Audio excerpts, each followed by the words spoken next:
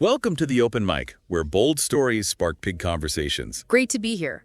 Today, we're looking into a story that's honestly quite difficult.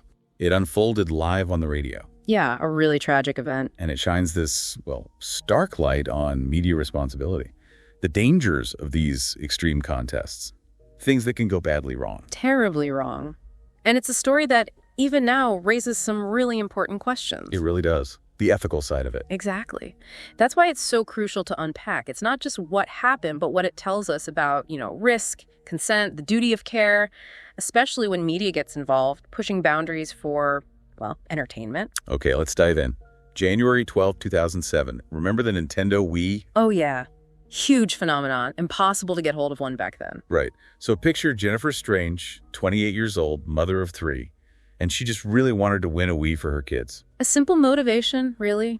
Something any parent would understand. Absolutely. So she enters this contest. It's on KDND FM 107.9, the morning rave show, popular station in Sacramento. Okay. And the contest name, it's just bizarre. Hold your pee for a Wii. Wow. Okay. Yeah.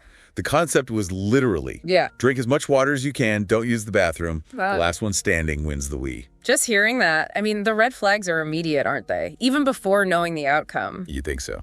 It's fascinating in a dark way how quickly something that sounds like a silly game can escalate, especially when you're ignoring basic human physiology. Totally. The body isn't designed for that kind of stress. No. Deliberately messing with fluid balance.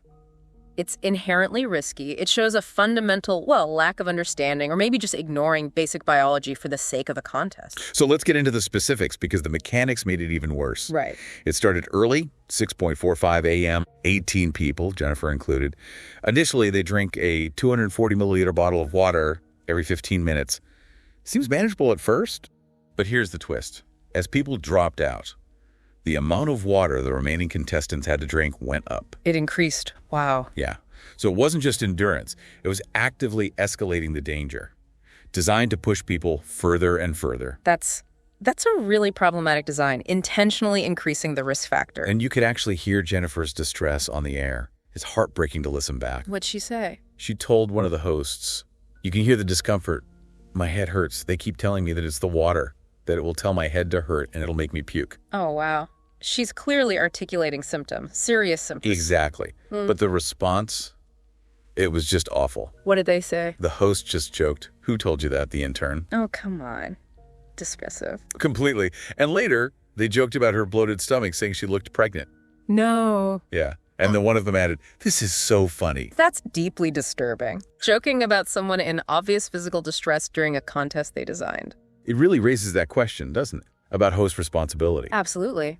Where's the line between, lighthearted radio banter and completely ignoring serious medical warning signs? Especially when someone's pushing themselves for a prize you're offering. Precisely. There's a power dynamic. Contestants look to the hosts. If the hosts are joking, dismissing the pain, it can make the person doubt their own body, push through when they shouldn't. It's like normalizing danger for the sake of the show, a failure of basic empathy. And it wasn't just Jennifer feeling bad. Warnings were coming in from outside, too. Listeners were calling. Yeah. People listening were concerned, trying to tell the station, hey, this is dangerous. So people recognized the risk from the outside? Definitely. One caller was a nurse, Eva Brooks. She called in specifically. Okay, a medical professional. What did she say? She was very clear. She said, those people that are drinking all that water can get sick and possibly die from water intoxication. Direct, professional, warning them about the exact risks. Water intoxication, explicitly named the danger. Yes. And the station's response. Let me guess. Dismissive. You got it. They apparently told her they were aware of that. Aware? If they were aware, why continue? And they supposedly mentioned contestants had signed a release saying, so we're not responsible. Ah, the waiver defense. Right. So despite a nurse calling in, spelling out the life-threatening danger, the contest kept going. And the water amounts even increased after that. That's right. They doubled down on the risk, essentially. That feels like it crosses a line. If you're aware of a potentially fatal risk and you're warned by a professional, continuing seems negligent. The whole waiver argument is shaky too. Does signing a form really absolve you of a basic duty of care when you're actively creating the dangerous situation and ignoring real-time warnings? It's a huge ethical question. It really is. It suggests they valued the show more than the safety of the participants. A fundamental failure. And tragically, this disregard led exactly where the nurse warned it might. Jennifer Strange finished second. She reportedly drank about 7.6 liters of water. That's like 2 gallons. An incredible amount. Unsafe amount. She didn't win the Wii. She left the studio, clearly in a bad way. What happened then? She called a coworker, said she was in terrible pain, couldn't come into work. Just awful pain. And then, just an hour later, her mother found her. She had died at home. Oh my God, that quickly. That quickly. Cause of death, water intoxication, hyponatremia, just like the nurse warned. It's terrifying how fast that can happen. People might not realize. Explain that a bit. How does water intoxication kill so fast? Sure. So when you drink excessive amounts of plain water extremely quickly, your body can't cope. It dilutes the electrolytes in your blood, especially sodium. And sodium is absolutely critical for balancing fluids inside and outside your cells. Okay.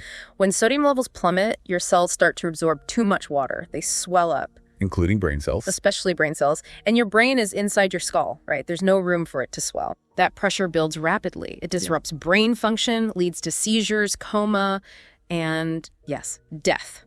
It's not a slow process when it gets critical. Which just highlights how incredibly dangerous that contest format was. Their claim of being aware seems empty.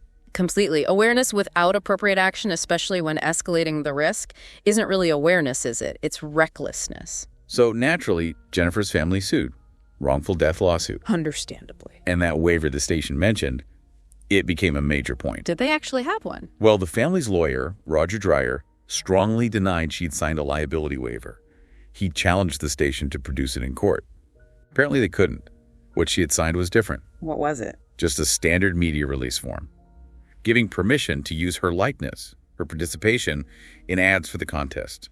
Not a waiver saying, you can kill me and it's fine. That's a huge difference. A promotional release versus a liability waiver for a dangerous activity? Absolutely. So the consequences for the station. What happened to them? The Morning Rave show got canceled immediately, like pulled off the air. Okay, that makes sense. And in the civil lawsuit, the jury found them responsible.